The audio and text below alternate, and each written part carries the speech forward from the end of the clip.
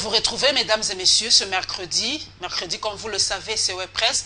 Mais nous allons ouvrir quand même ce magazine par une note triste, par le message de condoléances. Les membres du Conseil supérieur de l'audiovisuel et de la communication, c'est ça qu'ont appris avec consternation la mort de Claude Kamanga Moutonde et de Paul Dikassa, deux plumes bien connues de la presse congolaise en général et quinoise en particulier.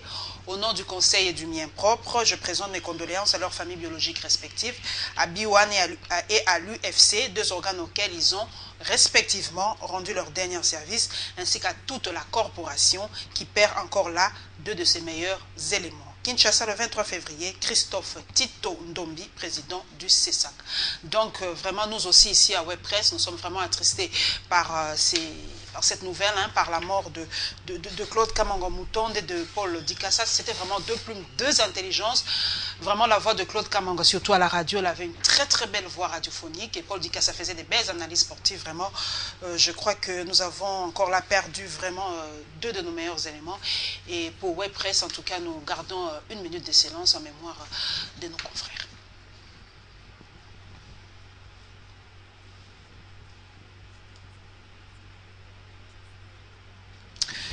Voilà, que leur âme vraiment repose en paix auprès de nos ancêtres. Nous allons parler aujourd'hui, mesdames et messieurs, de trois grands thèmes. Nous allons parler vraiment de la RDC en général. Nous allons aborder plusieurs thèmes liés à notre pays. Nous allons parler de l'affaire qui relie la Belgique et la République démocratique du Congo. Comme vous le savez, nous sommes toujours liés, malgré que nos relations sont en dents de scie. Et comme vous le savez dernièrement, c'est l'affaire du bourgmestre de Waterloo qui fait parler d'elle aujourd'hui par rapport à cette affaire de commission de corruption. Nous allons parler du retour de Tshisekedi dans la scène politique. Et nous allons terminer par le 100 jours du gouvernement qui sera effectif bientôt. Je suis avec trois intelligences de mon pays. Je suis avec John Lingila de Congo Web Télévision qui présente l'émission Table Ronde qui passe chaque jeudi à 21h. Bonjour John. Bonjour madame. Très heureuse voilà, d'être encore parmi nous. Je suis avec Gabi Kouba, une intelligence très fine de mon pays. Bonjour Gabi. Bonjour madame Paulette. Il est journaliste indépendant et encore je vais terminer par Israël Moutala. Il n'est vraiment pas à présenter. C'est toujours un réel plaisir d'être avec lui parce que vous connaissez son intelligence corsée. Donc avec lui, nous allons débattre de ce grand thème. Alors mesdames et messieurs, en allumant les radios périphériques ce matin, c'est l'affaire du maire de Waterloo, du bourgmestre, pardon, parce que du bourgmestre de Waterloo qui frappe à l'oreille cette histoire de corruption. Et c'est encore l'image de la République démocratique du Congo qui est ternie parce que nous avons suivi les propos de ce monsieur. Je n'ai pas bien retenu son nom, mais je crois que mes collègues le diront. Il a dit, les affaires en RDC, ça se passe comme ça, il y a toujours des matabis, il y a toujours de pots de vin pour acquérir des marchés et tout ça. John Lingila, est-ce que vous avez eu vent de cette affaire?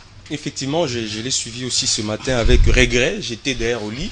Quand je suivais cette information, je me demandais si c'était vraiment il s'agissait de mon pays et que la personne citée, la femme de l'ancien Premier ministre Adolphe Muzito, est-ce qu'il s'agissait vraiment d'elle? Moi, je me dis que c'est un grand regret parce que là encore, l'image, la réputation du pays est encore mise en doute, citée encore dans des dossiers sales. Et ici, ça m'a rappelé du coup Matata Pogno parce que dès qu'il prend ses fonctions, il s'est dit, fini ces histoires de pot de vin, fini ces histoires, c'est la rigueur, c'est le travail, c'est l'image du Congo qu'il faudrait laver. Vous avez vu, tout le monde voudrait s'apprendre à Matata Pogno. Et aujourd'hui, on lui donne raison. On sait que Adolphe Muzito, en tant que Premier ministre, il avait raison d'avoir autant de biens immobiliers ou supposé, on n'a jamais démontré effectivement. Ça me rappelle encore Jekoko Moulumba, ça me rappelle encore tous ces mondes, Jean-Lucien Boussa. À l'époque, qui nous rappelait le comportement, l'attitude d'Adolphe Muzito. On sait que je vous dis madame, je ne sais pas si je suis mieux ou mal placé pour parler d'Adolphe Muzito parce que c'est d'abord un papa pour moi du quartier. Nous avons eu à partager un même quartier à Livoulou. Je me rappelle à l'époque, le monsieur voulait se taper toute une cité à Livoulou. Heureusement que le vieux n'était pas d'accord de vendre leur parcelle pour permettre à Muzito de se taper toute une cité. j'ai dit une cité, pour ne pas dire une grande partie du quartier Le Voulou qui voulait s'acheter. Et aujourd'hui, c'est sa femme qui est citée dans un dossier qui met en mal la réputation de la République. Et moi, je crois qu'il est temps que l'on puisse revoir cette manière de faire. Ça veut dire, si vous accédez dans les hautes fonctions, dans la gestion de la République, et que s'il faut quitter les fonctions de la République, il faut quand même qu'on ait cette habitude de rendre compte. Et si il s'avère que vous avez des comptes à rendre, que la justice puisse se saisir, là encore, un cas flagrant pour que les procureurs de la République se saisissent du dossier pour sauver l'image de la République. Gabi Kouba, pouvez renchérir par rapport à ça? C'est vrai que les termes employés par le bourgmestre de Waterloo étaient quand même graves. Hein. Il dit que c'est comme ça que ça se passe en RDC. Pour avoir des marchés, ben, il faut corrompre, il faut de l'argent, sinon ça ne marche pas. Bon, mais ce n'est pas une nouveauté. Je crois qu'une gestion orthodoxe des finances publiques ou de la chose publique de l'État en République démocratique du Congo peut nous étonner. Mais une gestion malsaine de la République fait partie de la culture politique des dirigeants. Cela ne peut pas nous surprendre. D'ailleurs, c'est une vieille affaire. Vous vous rappelez à l'époque que des rumeurs ont couru autour de l'argent que Madame Chantal Ngaloula Mozito détenait lorsqu'elle avait effectué le déplacement de l'Europe à cette époque-là. Bon, mais le dossier n'a pas assez évolué. Bon, on a eu à taire ces dossiers. Aujourd'hui, le rebondissement, c'est le énième épisode d'un vieux dossier qu'on a fait ressusciter. Donc cela ne peut pas nous surprendre. Il faut tout simplement savoir, et vous vous rappelez, à l'époque, que Jean-Lucien Boussa, c'est vrai qu'il n'a pas pu prouver parce que la plupart, même les biens, certaines sources disent que la plupart des collaborateurs d'Adolphe Mozito, Premier ministre à l'époque, se sont aussi enrichis et qu'ils opéraient en son nom. Mais pourquoi n'a-t-il pas rappelé ces troupes à l'orgue au moment où on avait constaté, au moment où des rumeurs couraient sur l'enrichissement illicite de ses collaborateurs? Ça, c'est une question qui mérite un débat public et je crois que la justice devrait également se saisir. Malheureusement, dans notre pays, on n'a jamais vu un magistrat poursuivre un officiel pour une mauvaise gestion, pour une affaire de corruption. C'est vrai qu'on peut dire non, c'est l'indépendance et tout ça, ça dépend de la politique. Mais tout ça, c'est flou. Et vous vous rappelez que Mozito, il n'y a pas seulement que Jean-Lucien Boussa. Est-ce que le procureur général de la République aujourd'hui peut rouvrir aussi ce dossier, entamer aussi des procédures par rapport à ce dossier liant le bourgmestre de Waterloo par rapport à Chantal Mozito? Est-ce que c'est faisable en RDC? Je suis d'abord un peu réservé parce que je ne connais pas très bien avec exactitude les faits. Mais bon, je pense qu'il s'agit d'une affaire... de corruption. D'une affaire de corruption. Et d'octroi des marchés illicites. Voilà, mais il faudra voir un peu, après, il faudra lire la convention judiciaire qui nous lie à la Belgique parce que pour qu'il y ait une coopération judiciaire, les États décident de quelles infractions feront partie d'une coopération judiciaire et tout dépend de la gravité de l'infraction. Et en l'espèce, je ne sais pas très bien de quoi cette affaire tourne, donc je serai plus ou moins modéré. Mais cette affaire appelle de moi une considération toute simple. J'ai vu tout le débat autour de la révision de la Constitution pour ceux qui étaient favorables, notamment M. Machala, qui paraît-il serait impliqué dans ce dossier aussi. Et moi je pense que le débat qui valait la peine d'être posé aussi, c'est par rapport à l'article qui fait de ce que tous les dirigeants publics puissent déposer la déclaration de leurs biens sous scellé. Et moi je pense que ces dispositions constitutionnelles n'étaient pas saines parce que dans un pays comme le nôtre, miné par la corruption, miné par les antivaleurs, il fallait un signal fort. Ça veut dire que tu veux diriger un pays, tu déclares publiquement, pas sous scellé, tes biens, et à la sortie tu déclares aussi publiquement tes biens. C'est que tu as obtenu pendant ton mandat. Comme ça, on peut faire évaluer un peu. On peut évaluer, on peut voir si tu t'es absolument enrichi de manière illégale, de manière licite.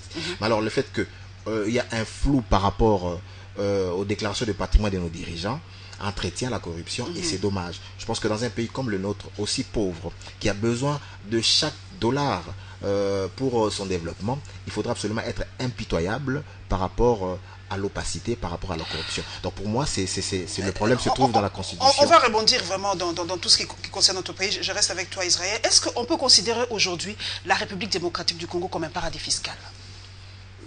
Oui, la République démocratique est à certains égards un paradis fiscal, parce que les caractéristiques de paradis fiscaux, c'est notamment une facilité de blanchiment d'argent.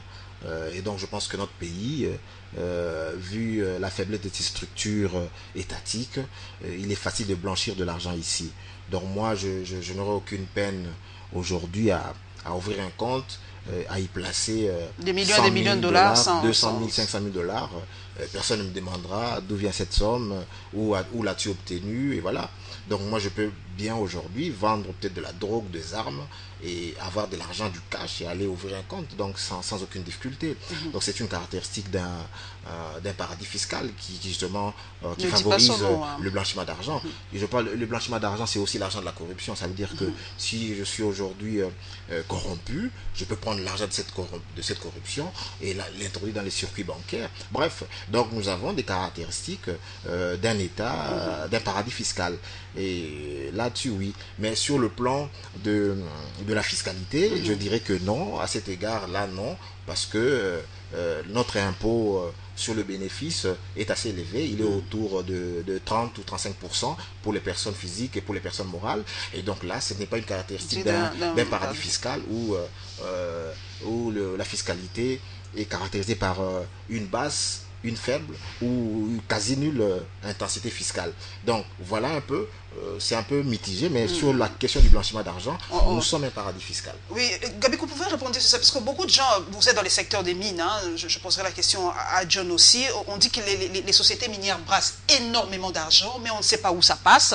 Il y a coulage vraiment des recettes. Il y a aujourd'hui des sociétés, comment on appelle ça, à écran, les gens créent des sociétés dans les îles Caraïbes, Caïmans, des îles Vierges et tout ça. Alors expliquez un peu à cette population qui nous suit, c'est quoi une société écran, c'est quoi coulage, et pourquoi la République démocratique du Congo aujourd'hui ne parvient pas à rentabiliser ses propres recettes, et pourtant on est un scandale géologique. Lorsqu'on pose cette question, je pense qu'il y a plusieurs réponses. Un opérateur minier ne peut pas quitter Londres, Toronto, Djoubou, Australie et États-Unis pour venir s'installer au Congo et commencer à opérer. Donc il passe toujours par les circuits officiels, et dans les circuits officiels, vous prenez langue avec le responsable de l'État et vous demandez vos titres, et puis vous pouvez commencer à exercer vos activités minières.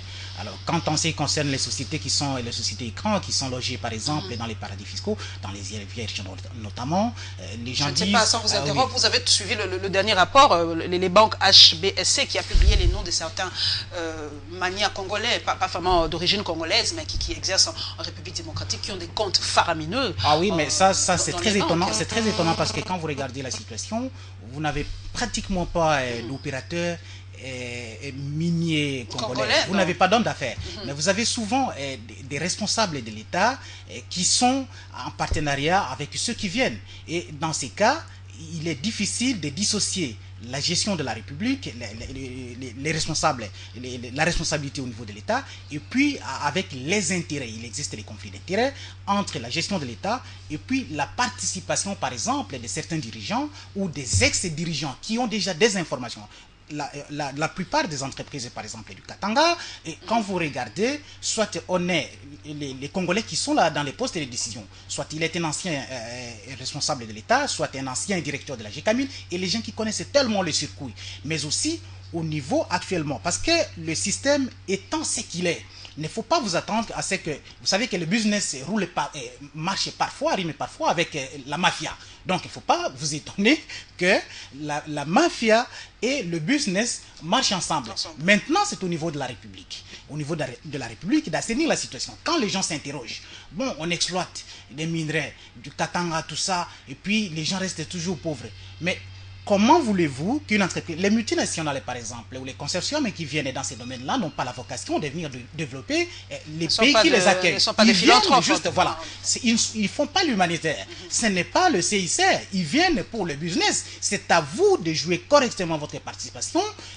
À Kinshasa, ceux qui sont ici, l'agent qui est sur place à Kasumbalesa, l'agent qui est à Kolwezi, l'agent de l'ICACI, chacun doit jouer sa participation. Curieusement, ça pose un problème de coordination, ça pose un problème de la gestion au niveau de l'État. Et aujourd'hui, on accuse toujours des entreprises de ne rien faire. John Minga, vous avez quelque chose à renchérir? Effectivement, je voulais ajouter, je voulais revenir. Je suis tout à fait d'accord avec ce que les confrères ont dit à propos de cette question et je partage aussi cet avis. Mais je voulais revenir sur Israël Moutala parce que je ne sais pas si j'ai un problème d'écoute, mais il a cité Claude Machala. Je me demande pourquoi le citer maintenant dans un dossier qui ne le concerne pas. Nous parlons ici de Chantal Mouzito parce qu'elle est citée dans un dossier qui met en mal la réputation du pays. Et donc, je ne vois pas pourquoi citer Machala. On sait que Machala était à la Sonal. À un moment donné, c'était des règlements de compte. C'était comme ça parce que si l'homme n'a pas été lavé, Makiash ne serait pas vice-ministre ou ministre d'État aujourd'hui nommé par le chef de l'État.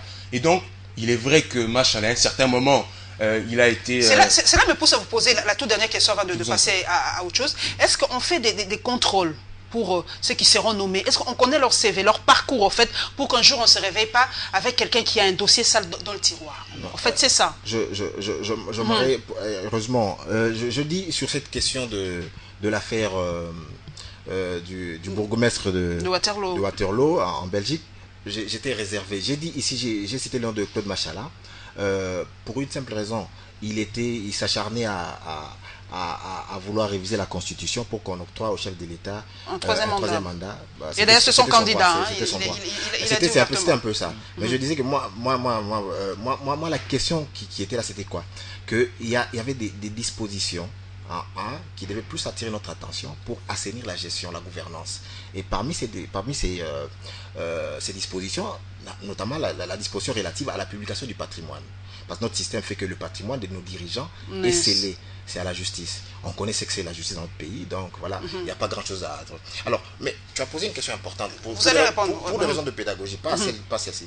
C'est quoi une société écran? Ok, je vous en prie. Oui. C'est quoi une société écran? Et donc, voilà. Quand une société écran, c'est une société fictive.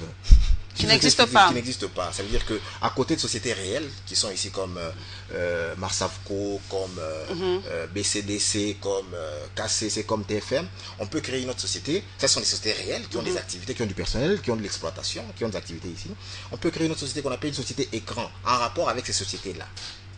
Quand on crée une société comme ça, dans les paradis fiscaux, c'est pour justement dissimuler certaines transactions financières. Pourquoi on dissimule certaines transactions financières? On les dissimule, c'est pour faire encore beaucoup plus de profit. C'est la logique capitaliste. Et donc, c'est peut-être pas moral, mais c'est vraiment... mais c'est légal. Ça veut dire qu'il y a des États qui n'imposent pas les revenus. Ils ne prennent pas, par exemple, d'impôt sur le bénéfice.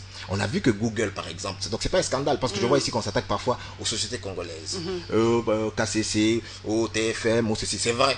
Mais même les plus grandes sociétés américaines, françaises, ont aussi des filiales dans des paradis fiscaux. Ils ont des sociétés écrans pour essayer de faire un peu plus de bénéfices. Et bon, voilà, c'est peut-être immoral, mais c'est légal. Mais c'est légal. C'est légal. Alors, moi, j'aimerais dire maintenant ceci, je vous donne maintenant l'exemple, par exemple. Vous avez, par exemple, une tonne de cuivre. Pour une société qui est je pense pour que les gens comprennent bien. Une société au Katanga qui produit 100 000 tonnes de cuivre. Okay. La tonne de cuivre est à 10 000 dollars la tonne. Donc il a pratiquement un chiffre d'affaires de 1 milliard de dollars. Mais bon, tu produis la société qui est ici, la société réelle.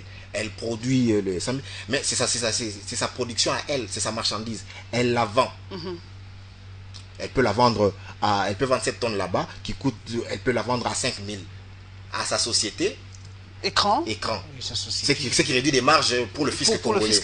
Sa société écran, par exemple, je mets par exemple le TFM Barbados.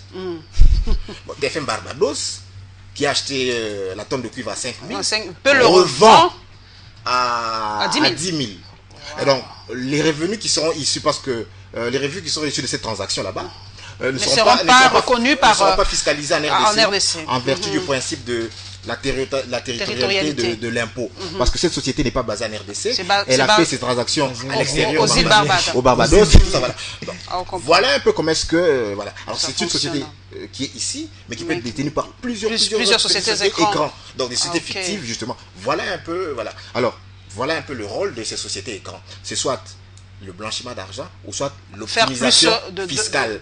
Donc il y a deux volets. Le volet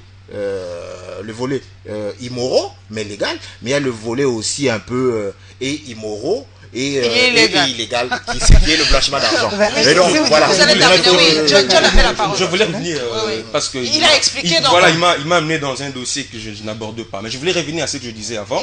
Je voulais faire une lecture politique de cette affaire, parce que moi je suis dans cette affaire. Vous savez qu'Adolphe Muzito, on le fait passer pour un candidat potentiel qui sera peut-être pour le PALU, je sais pas, pour l'opposition ou la majorité à la présidentielle, on ne sait pas. Et moi je crois que ce sont des dossiers qui vont préjudicier l'avenir politique d'Adolphe Muzito.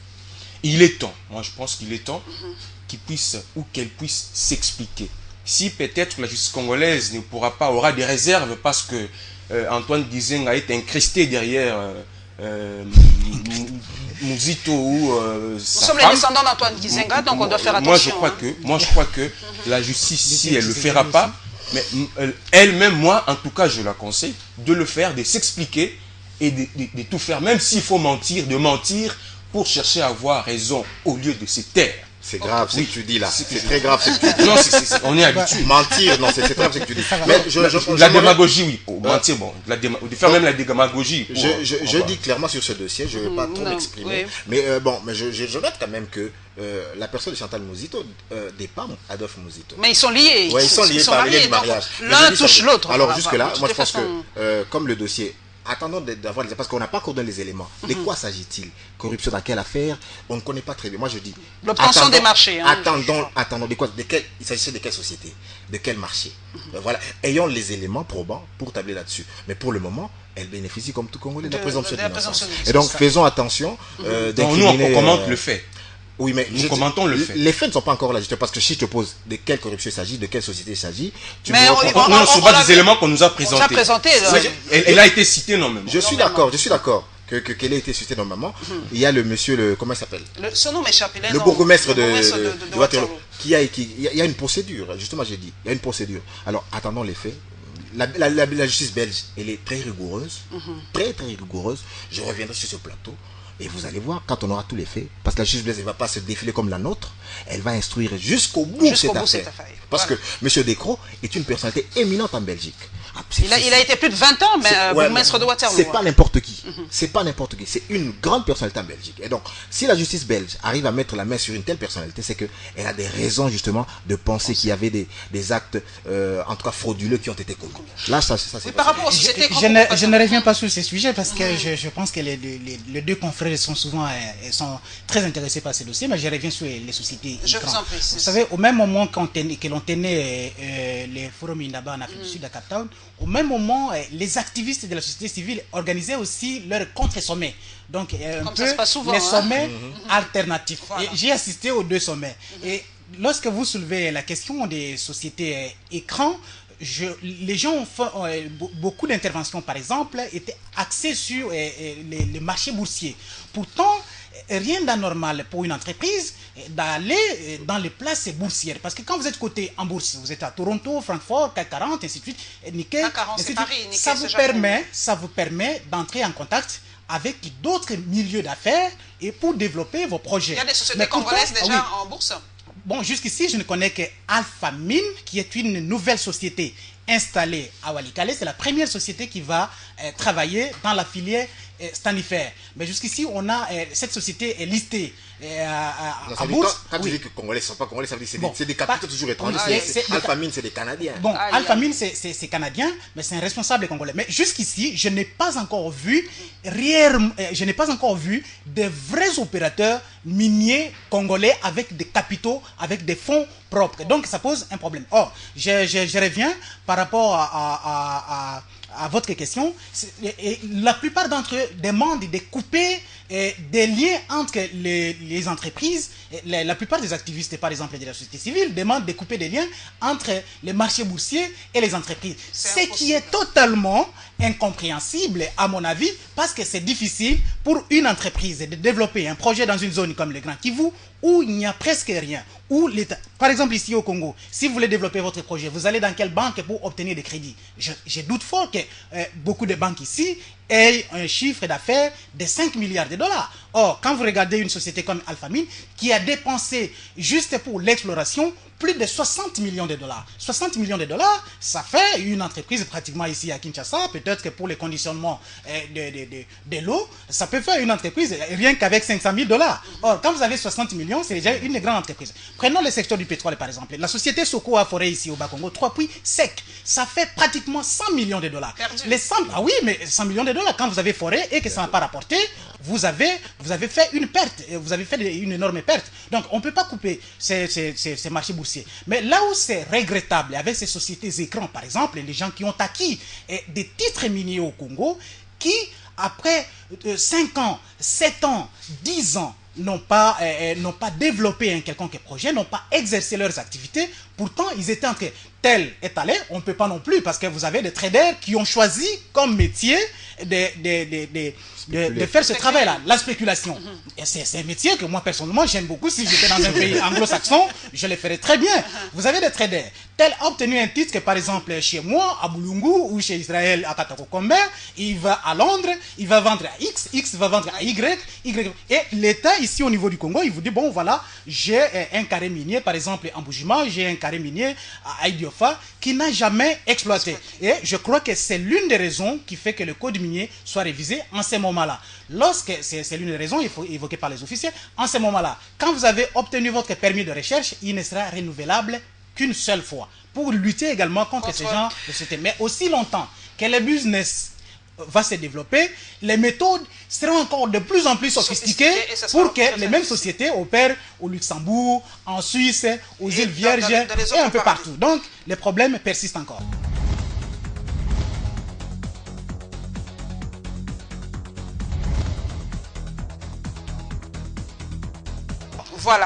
Voilà, nous avons aujourd'hui vraiment débattu un peu sur les sujets économiques. Nous sortons un peu des sentiers battus. Mais nous y revenons maintenant, c'est la politique. Comme vous le savez, les Kinois adorent bien la politique. Mais voilà, nous y sommes. Le retour d'Étienne Tshisekedi, Israël Moutala, on l'a vu à Bruxelles. Il est revenu, on a même dit qu'il a marché tout seul de la voiture jusque dans la salle. Est-ce pour vous, cette sortie médiatique d'Étienne Tshisekedi signe son retour dans la scène politique congolaise? Tshisekedi est mal en point, mais bon, il se requinque petit à petit. Mais il faut dire que Tshisekedi a affecté tellement la vie politique, tellement nos vies, qu'il est incontournable. Tant qu'il y aura ne serait-ce qu'un peu de souffle dans ses narines, Tshisekedi continuera à peser sur la politique nationale. Même sur un lit d'hôpital, Tshisekedi est quand même a un mot à dire sur l'avenir politique de ce pays. Gizenga n'a plus la force physique nécessaire, mais il a toujours une emprise sur la vie politique. Donc il y a Tshisekedi, il y a Gizenga qui sont des personnalités qui continueront à marquer la vie politique de notre pays, même après leur mort. Mais de leur vivant, encore ici, ils continuent encore à jouer un rôle prépondérant. Donc vous allez voir peut-être qu'aujourd'hui, c'est terrible, hein, la majorité aujourd'hui kabiliste tolère encore Tshisekedi, que ses propres fils, qui sont Kamer et Katumbi. Et Félix Tshisekedi aussi, non? N'est pas mais non, mais ça veut le dire, poulain de son père? Non, mais ça veut dire que moi je pense que de manière légitime, on ne peut pas empêcher à Félix Tshisekedi d'avoir des ambitions de succéder à son père. Il en a les qualités, voilà, et il a montré son attachement au parti. Donc il y a plusieurs autres candidats à la succession de Tshisekedi, mais à l'UDPS on dit que cette question n'est pas encore d'actualité. Ça va proposer lors du congrès. Oui, il n'est pas d'actualité, on attend le congrès. Mais le problème qu'il y a à l'UDPS, c'est que l'UDPS, en principe, comme l'a dit lui-même Tshisekedi, doit renforcer sa propre cohésion. Parce que l'UDPS s'affaiblit chaque jour qui passe à cause des guerres internes. Il y a beaucoup de guerres internes intestines, des guerres byzantines. Il faudrait absolument que Tshisekedi fasse un effort pour rassembler les troupes et se mettre en ordre de bataille, voir quelle alliance il va nouer. Lui qui prône le dialogue doit commencer d'abord par un dialogue au sein de son parti UDPS. Et mettre tout le monde autour d'une cause commune, définir un calendrier, définir les objectifs, parce qu'on a vu que l'UDPS n'est plus en phase, tellement qu'elle est occupée par ses propres querelles byzantines, n'est plus en phase avec la population. Elle avait donné un mot d'ordre contre les manifestations du 21 pour se rattraper. Ça fait désordre. Et donc, elle veut le dialogue avec le pouvoir, mais sur quoi? Sur l'impérium. Mais bon, c'est contradictoire. Il faut qu'elle arrive à formuler ses ambitions politiques ou ses revendications politiques de manière claire. Bref, mais et avoir surtout un cahier de charge, un projet de société visible. Ce travail ne peut se faire. Ne peut se faire avec un parti aussi divisé, avec un leader aussi charismatique que Tshisekedi, mais affaibli. Donc, il faudra absolument que Tshisekedi retrouve la pleine possession de ses moyens, retrouve ici, et puis qu'il ait animé d'une nouvelle volonté de bâtir la cohésion au sein de son parti. Oui, John Lungila, vous qui sillonnez les arcades de l'UDPS, comme l'a dit tout à l'heure Israël Moutala, est-ce que Étienne Tshisekedi est-il aussi incontournable? Qu'on le veuille ou pas, il faut qu'on sache qu'il est humain et qu'un jour il partira. Est-ce qu'il y a déjà une figure de proue qui ressort au sein de l'UDPS pour son éventuelle succession? Est-ce que sera encore candidat en 2016? Moi, je crois que la question est bien posée, mais il faut attendre peut-être sa mort. Aussi longtemps que Tshisekedi est en vie, moi, je ne vois pas quelqu'un d'autre avoir le courage ou se permettre même de se dire « je veux ». Prendre la place. Pourquoi cette peur? Parce que même pas son fils ne peut se le permettre. Mais ça doit se faire. On doit casser ce mythe-là. C'est pas un dieu. Son fils c'est un être humain. Vous voulez oser. Vous avez vu le cas de la fédération des l'UDPS s'apprendre à lui, dire tous les mots sur Félix Tshisekedi. Moi, je crois qu'il est incontournable. L'homme n'est pas affaibli parce qu'il a toujours une place dans le cœur des Congolais. Tshisekedi, malade ou pas, c'est vrai, il commence à gêner un peu l'évolution du parti ou même de la vie politique parce qu'on ne sait pas évoluer avec lui et avec lui affaibli. Donc il faudrait peut-être qu'on évolue sans lui pour trouver quelqu'un d'autre. Vous avez vu en 2006 quand il s'est dit, il s'est retiré un peu de la scène politique pour dire les élections ne m'intéressent pas. Ça a laissé la place à Bemba qui facilement a été adopté, accepté par les Congolais. Et donc aujourd'hui ces mêmes problèmes-là se posent. Tshisekedi est là avant qu'on se décide. Il faut d'abord chercher à savoir ce que pense Tshisekedi. Est-ce qu'il sera candidat ou pas? Aussi, comme il ne parle pas beaucoup, c'est le Sphinx. Alors on dit qu'il faut attendre le congrès. Nous savons déjà les résultats du congrès. On sait qu'ils iront au congrès. Il sera reconduit comme président de l'UDPS. Ce sera encore lui le candidat président en 2016. Maintenant, il faudrait organiser les choses parce qu'il ne faut pas minimiser les camérés. Il ne faut pas négliger toute l'opposition qui est en dehors de l'UDPS comme était le cas, fut le cas en 2011 pour espérer remporter en 2016 et pour une fois être couronné au moins parce qu'on peut au moins, il peut au moins quitter la scène politique avec honneur comme l'a fait Gizenga en 2009-8. Voilà. Gabi Kouba, c'est la pose de questions au sein de nos partis. Nous avons suivi dernièrement Thomas Louaka, qui est aujourd'hui vice-ministre des Petits Antiques, dire qu'il est encore du MLC et d'ailleurs que le ministère de l'Intérieur l'a affirmé comme secrétaire général du MLC. Je me pose d'ailleurs la question si c'est le rôle du ministère de l'Intérieur d'entrer dans les conflits ou dans la gestion interne des partis politiques. C'est là où se pose la question, les présidents de partis, quand ils sont affaiblis ou indisponibles pour gérer leur propre parti. Aujourd'hui, est-ce qu'on peut savoir si c'est Bemba qui écrit ou qui n'écrit pas, puisqu'aujourd'hui il y a beaucoup de choses qui se disent autour de Jean-Pierre Bemba. A-t-il, oui, vrai ou pas, chassé Thomas Louaka du parti? A-t-il, oui ou non, signé l'arrivée de F. Bazaïba? Maintenant, il y a un flou artistique autour des partis politiques. Alors, c'est là où se pose carrément la question, Gabi Kouba, comment gérer ces partis politiques aujourd'hui? Les partis politiques ne sont pas délégables, mais ce sont des institutions. Ils doivent avoir vraiment une gestion quand même saine et rigoureuse. Malheureusement, madame, les partis politiques ne sont pas des boutiques, mais dans la logique des politiciens congolais, ça donne cette image-là. Je commence d'abord par la question de Thomas Louaka. Rien d'anormal que de créer un autre parti politique. Et quand vous étiez en désaccord avec le MLC, à l'époque où vous assumiez vos responsabilités de secrétaire général et que le parti vous a désavoué, mais il faut dire que Bemba a encore une mainmise sur son parti politique à partir de sa cellule. Donc Bemba ne s'est pas totalement détaché de la vie politique. Mais comment avoir la vérité? C'est ça maintenant, comment savoir si c'est lui qui donne ou qui signe? On ne sait plus très bien. Mais maintenant, il y a des histoires de faux cachets, des faux signatures. signé la nomination. Il a signé la nomination de F. Bazaïba comme secrétaire général du MLC. Mais à l'époque, rappelez-vous, la personne qui dit que c'est une fausse signature, mais là qui a porté plainte pour faux usage de faux. S'il vous plaît, madame. Mais à l'époque, vous vous rappelez que nous avions brandi ici la lettre que Bemba avait adressée à l'époque au cadre du MLC qui devrait prendre part aux concertations nationales. Et je cite un extrait de cette lettre-là.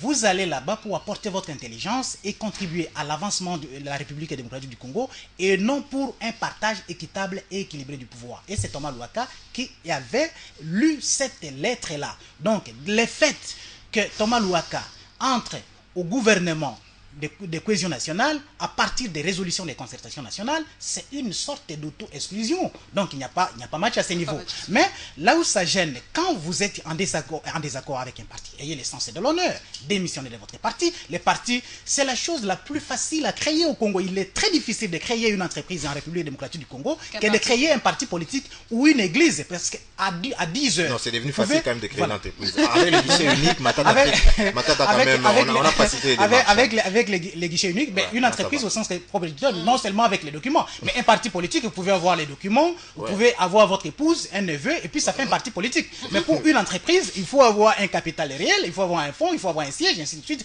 Quand bien même le guichet unique avec le professeur Amissi vous octroie les documents, ça va demander le préalable. Mais vous savez, c'est très discutable sur cette question et Israël sait de quoi je parle. Si vous avez 1000 partis politiques au Congo et que vous cherchez leur siège, vous allez voir réellement que des sièges existent. Mais ce sont des sièges un peu comme des partis écrans. Ça fait partie, s'il vous plaît, John, ça fait partie, comme vous l'avez souligné, nous l'avons abordé ici, des sociétés écrans. Donc vous avez également des partis politiques écrans qui ne reflètent pas en réalité la philosophie politique. Je reviens à la question d'Étienne Tshisekedi. La question, il faut commencer d'abord par un dialogue au sein de l'UDPS. Le parti s'entre-déchire. J'ai vu que depuis... Parce que vous avez, il faut qu'on le dise clairement, vous avez El Moubake et Chabani, Jacquemin Chabani, vous avez El Moleka, vous avez El Tshisekedi Junior Félix avec Mavungu. Mais parmi tous ces hauts cadres là, Tshisekedi est menacé, il a un problème de santé, Quelqu'un a évoqué, parmi ces dinosaures du parti, quelqu'un avait soulevé la question de sa succession. Pendant qu'il était malade. Bon, je ne cite pas Mouleka, mais quelqu'un avait soulevé cette question. Moi, je l'ai suivi, il ne faut pas qu'on se voit la face. Mais la question de succession, ça ne peut pas être une question taboue. Tshisekedi a un problème de santé. Aujourd'hui, si Tshisekedi est arrivé à disparaître, quel avenir pour les partis politiques de l'UDPS? Mais la succession ne peut pas non plus se faire de façon automatique. Que vous le vouliez ou pas, Félix Tshisekedi, sans toutefois être son avocat, il porte le nom de son père qui incarne, dans certaines mesures, un mythe pour la plupart des Congolais sur la scène politique. Donc, il faut voir le charisme, c'est lui le leader le plus charismatique pour la succession d'Étienne Tshisekedi. Mais pour ça, les gens... Bon, je ne dis pas que c'est son fils. Ça peut être Moleka, ça peut être Moubake, ça peut être Mavungu, ça peut être quelqu'un d'autre. Ils sont nombreux. Les gens valables au sein du parti sont là. On voit des cadres au sein du parti. Quant à la question, par exemple, de la présidentielle de 2016, Tshisekedi sera-t-il candidat ou pas? Mais pour être candidat, Tshisekedi est menacé. Ça fait plusieurs mois qu'il est en Belgique pour les raisons de santé. Mais au niveau de la base, par exemple, les hauts cadres qui se disputent les leaderships, qui a fait quoi aujourd'hui pour rapprocher les partis des électeurs? Ok. John, vraiment quelques minutes. Je voulais dire que Thomas Louaka est en désaccord avec le MLC, mais pas avec Jean-Pierre Bemba, selon mon appréhension. Parce que pour qu'il... Mais Jean-Pierre Bemba représente le MLC, c'est lui le boss du MLC. Succède à François Mwamba, Bemba avait adressé d'abord une lettre à François Mwamba pour l'informer de sa suspension. Et après, il avait adressé une lettre au cofondateur du parti pour convoquer une réunion extraordinaire et statuer sur le cas François Mwamba. Réunion à l'issue de laquelle ils ont décidé de la déchéance de François Mwamba. Bemba a pris acte et a encore écrit à François pour l'informer de sa, révocation et également de sa succession, parce que c'est à Louaka qu'on avait confié la gestion du parti, et demandant même à François Mwamba de remettre tout le bien du parti, les symboles et tout du parti. Mais ceci, pourquoi Bemba n'a pas fait la main autant, ne fait pas autant à Thomas Louaka? C'est ça la grande question. Et Thomas Louaka se permet de dire, de parler de la situation de Jean-Pierre Bemba à la CPI. Il donne même des dates pour dire d'ici le 15 mars, le verdict va arriver. Et je l'ai rencontré, il est en bonne santé, il est en forme. Il dit même que je viens... Il l'a rencontré quand? Il parle de lui. Je parle de Thomas. Et il communique même les nouveaux sièges du parti. Mais c'est ça. Il faut. Moi, j'ai contacté. On a contacté l'El Bazaïba pour avoir la réaction. Mais ils ont refusé de réagir. Ils ont dit bon, dans le tout prochain jour. Et quand Louaka dit que le ministère de l'Intérieur a tranché. C'est le ministère de l'Intérieur qui délivre des documents aux partis politiques aujourd'hui. Et s'il y a conflit, mais ça c'est le ministère de la Justice. Je vous en prie. S'il y a conflit entre deux personnes qui se réclament un même parti politique, si ce n'est pas la justice qui doit s'en saisir encore, il faut qu'il y ait une plainte qui doit être déposée. Moi, je crois... que le ministère de l'Intérieur a fait son travail. Ils ont écrit au ministère de l'Intérieur pour l'informer de changements qui opéraient au sein du parti avec Louaka qui est parti. Et Louaka a fait encore une objection. Et le ministère de l'Intérieur devait trancher en principe. Et c'est ce qui a été fait. Merci. Nous passons vraiment. Il nous reste combien de minutes? 5, 10 minutes. On les traite au niveau du ministère de la Justice et non au ministère de l'Intérieur. On n'a vraiment plus le temps, mais voilà. Vraiment, c'est ça la télé. Vraiment, on n'a plus le temps. Je voulais dire un mot sur ce qu'il dit. Votre papa est malade sur un lit d'hôpital. Vous, les enfants, vous vous réunissez en conclave. Vous allez voir votre père pour dire, papa, dans quelques jours, tu vas mourir. Mais nous avons réfléchi sur votre succession. Attends, il faut penser à aider le papa à retrouver sa forme, ou il faut aller le voir pour lui dire, voilà, tu vas mourir bientôt et nous pensons à ta succession. Mais une des Soyons sérieux. Mais une des raisons qui affaiblit justement Étienne Tshisekedi, c'est justement les querelles. Le parti, l'atmosphère au parti n'est pas saine. N'est pas sain. Mais moi, je ne veux pas revenir sur l'UDPS. Gabi a tout dit. C'est sur le MLC. Écoutez, pour l'opinion, Bemba a désavoué Louaka. Louaka a des arguments juridiques. Impeccable. Il a des arguments juridiques. Et politiques surtout. Mais sur les plans politiques, ça veut dire que tout le monde sait que c'est Bazaïba qui a la légitimité du MLC par Bemba. Donc entre Thomas Louaka et Bemba, il y a le divorce est là. C'est clair. La façon dont il n'est plus au siège. Il n'était plus au siège là-bas. Il avait quitté le siège. Mais ça saute aux yeux. On ne peut pas entrer au gouvernement comme ça. Toutes les lettres de Bemba, tous ses proches collaborateurs, Babala, ils l'ont dit clairement. Si Thomas Louaka était encore au MLC, ça se saurait. Mais il garde encore la légitimité juridique. Ça, je suis d'accord. Parce que la façon dont il a été fait, dont on a donné le pouvoir exécutif à Bazaïba était discutable. Parce qu'il avait la majorité des membres cofondateurs.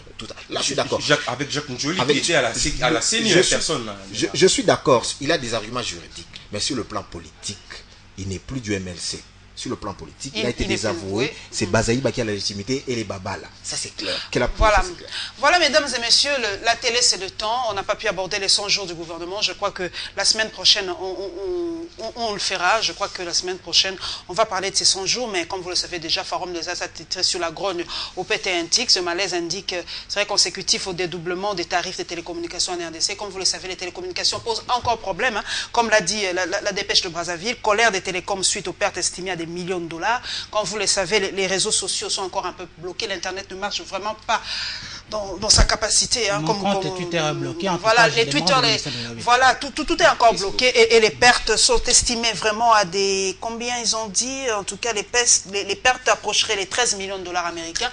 Pour le 13 millions, c'est peu parce que quand vous avez la dernière estimation de l'AFEC, qui est l'organe habilité à donner des chiffres plus ou moins exacts, c'est au-delà des 15 millions de dollars. Ce sont des hommes d'affaires, ils sont là pour chercher des... Ils s'en foutent de la sécurité nationale. Non, mais c'est pas... On l'a fait au nom de la sécurité nationale. Vous êtes des hommes d'affaires.